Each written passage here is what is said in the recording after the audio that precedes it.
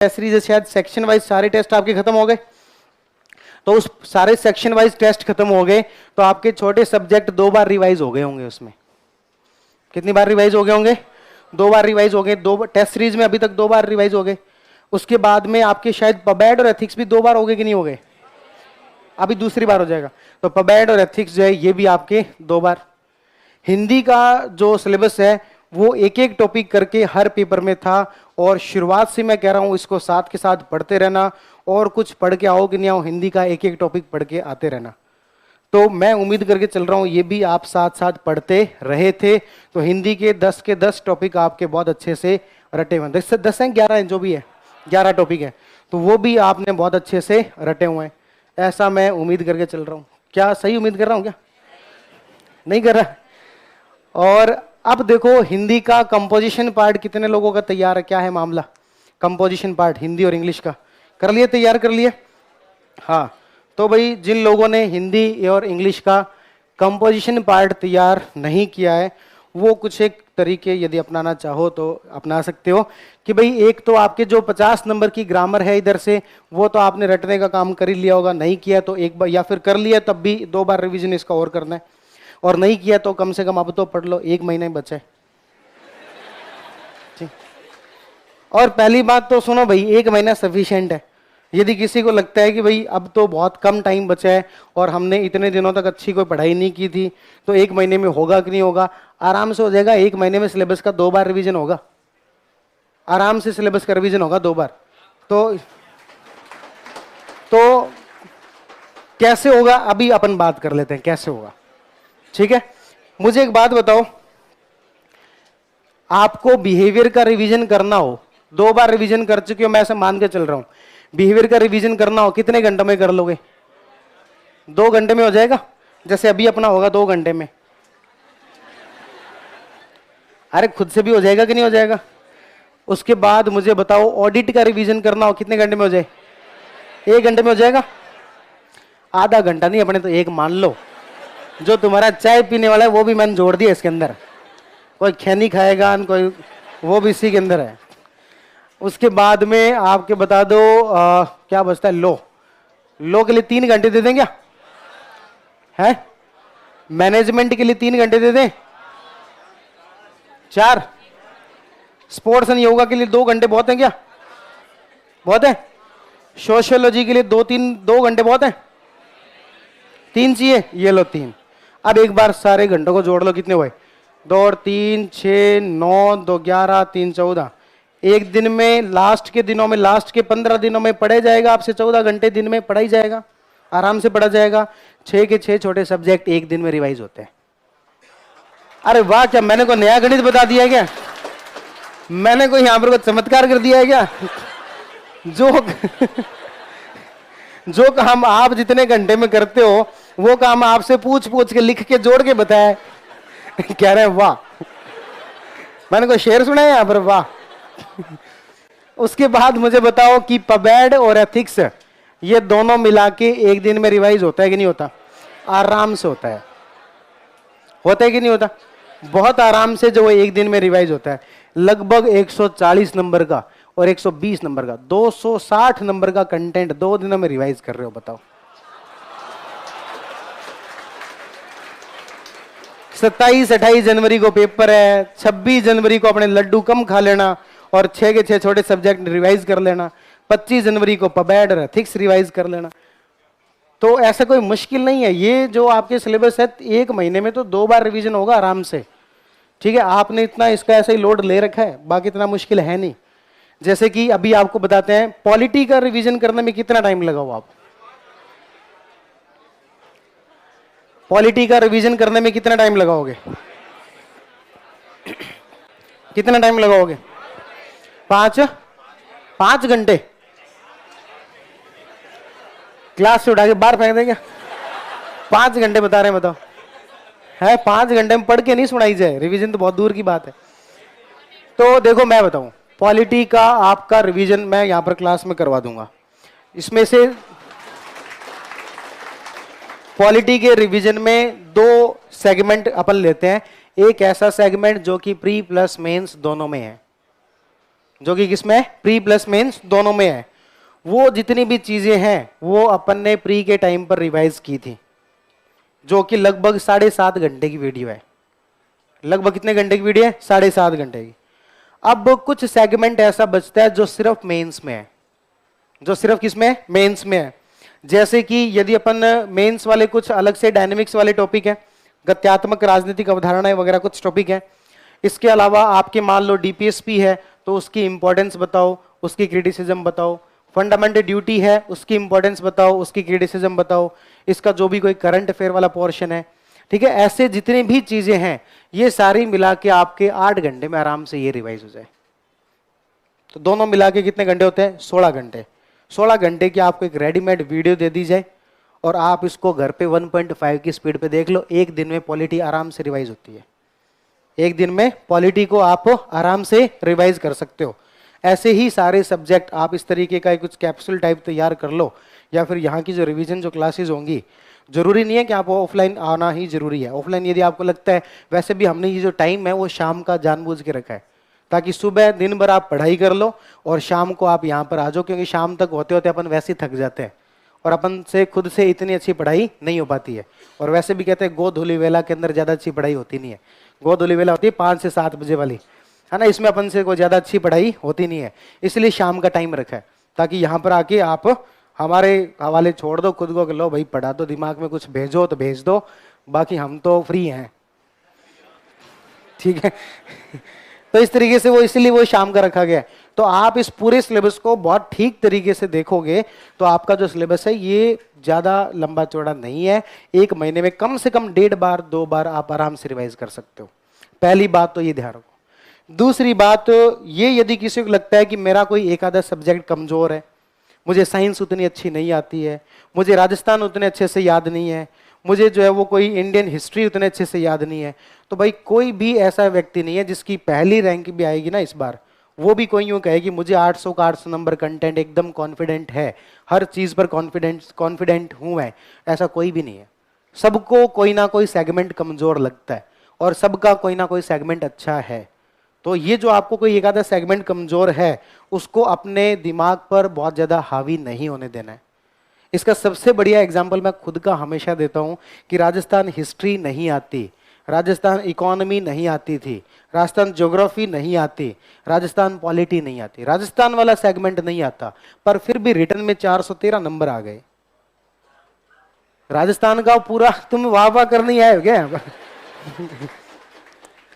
तो राजस्थान वाला लगभग पूरा सेगमेंट छोड़ के गया था मैं, और हर सेगमेंट मेरे हिसाब से राजस्थान वाला 25 एक नंबर का तो आता ही होगा, राजस्थान हिस्ट्री 25 एक नंबर की तो आती होगी, और ऐसे ही राजस्थान ज्योग्राफी 25 नंबर की आती होगी, राजस्थान इकोनॉमी 25 की, राजस्थान पॉलिटी, सब मिला दो तो कम से कम 100 नंबर का कंटेंट ऐसा है जिसमें आप ये मान के चलो कि मैं ये मान के गया था 10 नंबर भी आ जाए तो अपने खूब है। 100 में से कितने आ जाए, 10 नंबर आ जाए खूब है, बाकी 700 नंबर जो है वो देख लेंगे, उसमें से नंबर ले लेंगे। बस इसमें 100 में से कितने नंबर आ जाए, 10 नंबर आ जाए, तो सबका कोई ना कोई वीक एरिया, कोई ना कोई जो स्ट्रॉन्ग एरिया होता है। तो आपका भी कोई एक आधा ऐसा सब्जेक्ट है उसको लेकर इतना ज़्यादा चिंता नहीं करनी है, और आपका जो स्ट्रॉन्ग एरिया है उसको और ज़्यादा अच्छा करो, और जो वीक है उसे ठीक ठाक बनाओ। जैसे मैंने कहा अभी 100 में से 10 आज देख लेंगे। ऐसे किसी को लगता है कि इंग्लिश नहीं आती, तो इंग्लिश नहीं आती तो कम से कम 80 में से 20 नंबर ले आओ, इतने तो लाओ। कई जो खास तौर पर पश्चिमी राजस्थान वाले ये 80 में से कहते हैं 0 ही आएंगे अपने, खाली छोड़ के आएंगे पेपर। अरे भाई कम से कम 20 ही ले आओ, जो सब लोग सही करके आ रहे हैं वो तो सही करके आ जाओ। तो ऐसा क्या आपने इंग्लिश को अपना दुश्मन ही मान लिया कि 80 में से 20 ही नहीं आ सकते। और देखो ये जो हिंदी और इंग्लिश वाला जो पोर्शन है, इन दोनों के अंदर ही एक बात कॉमन है। जैसे मान लो हिंदी के अंदर कंपोजिशन में क्या क्या आता है आपके, एक तो आता है ये संक्षिप्तीकरण आता है, एक क्या आता है आपकी ये पल्लवन आता है, और क्या आता है, एक निबंध आता है, और एक और आता है कुछ लेटर राइटिंग। और ऐसे ही इंग्लिश के अंदर एक तो आपकी क्या आता है प्रीस राइटिंग, और एक और क्या आता है एलिब्रेशन आता है, और एक और क्या आता है ऐसे, इसके अंदर भी ऐसे आता है, और लेटर इसमें भी आता है क्या, एक लेटर राइटिंग। तो ये लगभग कंपोजिशन वाला पार्ट मिला के कितने नंबर का, दोनों मिला के हिंदी का कंपोजिशन पार्ट और इंग्लिश का कंपोजिशन पार्ट कितने नंबर का है 120 नंबर का। 130 नंबर का कंपोजिशन पार्ट है। इस 130 नंबर के पूरे के अंदर ही एक कॉमन जो थ्योरी लागू होती है वो है कि भाई सबसे पहले साफ हैंडराइटिंग, अच्छी हैंडराइटिंग के अंदर लिख के आओ। दूसरी थ्योरी, गलतियां नहीं करनी। क्या नहीं करनी है? गलतियां नहीं करनी है। भले ही आप सेंटेंस बिल्कुल छोटे सेंटेंस बना लो, कोई दिक्कत नहीं है, बिल्कुल इजी सेंटेंस बना लो, बस आपको गलतियां नहीं करनी है। आप ऐसे वर्ड जो उसके अंदर रखो जिसकी स्पेलिंग आपको अच्छे से याद हो। यदि आपको स्पेलिंग नहीं याद आ रही है कोई बात नहीं, वो वर्ड हटा दो, आप वो सेंटेंस हटा दो भले, लेकिन इसमें गलतियां नहीं करनी। आप ये मान के चलो कि इसमें नंबर तो आपको मिले ही हुए हैं, और आप जितनी ज्यादा गलतियां करते जाओगे आपके नंबर कटते जाएंगे। आपको इसमें जो सबसे बेसिक चीज का ध्यान रखना है वो ये है कि गलती नहीं करनी है। आपको संक्षिप्तीकरण करना है। अब संक्षिप्तीकरण हो गया, ये प्रीसी राइटिंग हो गया। क्या है इसके अंदर? इसके अंदर तो आप हैंडराइटिंग बढ़िया करके आ जाओ, मैं बता रहा हूं आपको नंबर मिलेंगे। संक्षिप्तीकरण के अंदर क्या तो फॉर्मूला लगाओगे? संक्षिप्तीकरण करना है, हमें जो ठीक लगा, हमें जो इंपॉर्टेंट लगा वो कर दिया संक्षिप्तीकरण। 8 लाइन में से बढ़ा दी 3 लाइन। अब इसका कोई रूल थोड़ी होता है इसमें से ये लाइन हटाओ, इसमें से ये लाइन हटाओ। जो आपको इंपॉर्टेंट लग रहा है 8 में से 3 लाइन लिख दो उसमें से। तो संक्षिप्तीकरण का कोई रूल नहीं होता। संक्षिप्तीकरण चेक करने वाला ये तो कोई हैंडराइटिंग वगैरह देख के नंबर दे देता है। तो ये जो संक्षिप्तीकरण है, पल्लवन है, इसमें विशेष तौर पर ध्यान रखें, हैंडराइटिंग साफ रखेंगे और वर्तनी की, स्पेलिंग टाइप की ये गलतियां नहीं करनी है। सेंटेंस बिल्कुल छोटे सेंटेंस बनाने हैं, इन सब चीजों की गलतियां नहीं करनी है। ये लगभग फ्री के नंबर हैं, इसके अंदर आपको कुछ पढ़ना नहीं है। आपको हिंदी की प्रायवाची याद करने तो 4 नंबर के लिए आपको कितने सारे पेज रटने पड़ेंगे। संक्षिप्तीकरण में कुछ भी नहीं रटना। संक्षिप्तीकरण में कुछ रटना है क्या? कोई इसके रूल्स हैं क्या कैसे संक्षिप्तीकरण करना होता है? कोई रूल नहीं है। बिल्कुल बेसिक सी बात है कि जो आपको इंपॉर्टेंट लग रहा है उसमें से उसको लिख दो। और नहीं तो भले ही और नहीं समझ में आ रहा है तो खाली छोड़ के आना। ये जो कह रहे हैं कि हमें इंग्लिश में कुछ नहीं आता, तो आपको प्रीसी राइटिंग करनी है और कुछ समझ में नहीं आ रहा तो पहली लाइन छोड़ के दूसरी लिख देना, तीसरी छोड़ के चौथी लिख देना, पांचवी छोड़ के छठी लिख देना। हो गया 6 लाइन का 3 लाइन के अंदर। बस साफ साफ हैंडराइटिंग में लिख के आ जाना। कहने का मतलब ये है कि ये दोनों जो चीजें हैं बहुत आसान है, बेसिक काम करना है बस। क्या नहीं करनी इसके अंदर? गलतियां नहीं करनी है। तो ये तो इसमें ना तो कोई बहुत ज्यादा प्रैक्टिस का काम है और ना ही इसके अंदर कोई बहुत ज्यादा रट्टा मारने का काम है, ना ही इसमें कोई बहुत ज्यादा कोई याद करने का काम है, कुछ भी नहीं है इसके अंदर। इसमें केवल और केवल जो बेसिक काम करना है, हैंडराइटिंग साफ रखनी है और आपको गलतियां नहीं करनी है। लोग पता नहीं कैसे जो है वो मात्राओं की गलतियां कर देते हैं, स्पेलिंग की गलतियां कर देते हैं। आपके सामने पैराग्राफ लिखा हुआ है, उसमें से देख के लिख लो भाई, उसमें से देख के ठीक लिख लो स्पेलिंग। उसमें से देख के भी गलत कर रहे हैं बार। सामने पैराग्राफ लिखा हुआ है, उसके अंदर जो स्पेलिंग लिखी हुई उसको भी गलत लिख रहे हैं खुद से, तो इसके तो फिर नंबर कटेंगे ही। और आपको इसमें नंबर मिले हुए हैं, बस आपको कटने से बचाना है, इतना ध्यान रखना है। और अब बात यह है कि आपको हर संडे, कितने संडे बचे हुए अभी तक? लगभग 4 संडे बचे हुए हैं। 4 संडे आपको क्या करना है कि एक संक्षिप्तीकरण की प्रैक्टिस करनी है। एक संक्षिप्तीकरण की प्रैक्टिस करने में कितना टाइम लगेगा? 10 मिनट। 10 मिनट में हो जाएगी। एक पल्लवन आपको लिखना है। पल्लवन लिखने में कितना टाइम लगेगा? 15 मिनट। एक पल्लवन लिखना है और 2 पल्लवन पढ़ने हैं। 2 पल्लवन क्या करने हैं? पढ़ने। कोई भी आपकी जो भी कोई गाइड में कहीं पर भी मिल जाए, पल्लवन पढ़ लेना, 2 पल्लवन पढ़ लेना, लिखे हुए पढ़ लेना कहीं पर आंसर। तो पल्लवन पढ़ने में, 2 पल्लवन पढ़ने में कितना टाइम लगाओगे? 10 मिनट। 15 में लगा लो, चलो 15 मिनट। और एक निबंध हर संडे को लिखना है। एक निबंध पढ़ने में कितना, जो लिखने में कितना टाइम लगाओगे? 25 मिनट लगा दे। 25 मिनट। कितने मिनट? 25 मिनट। कितने हो गए? आधा घंटा, 40 मिनट और 25 मिनट, लगभग 1 घंटा हो गया। कितना हो गया? लगभग 1 घंटा।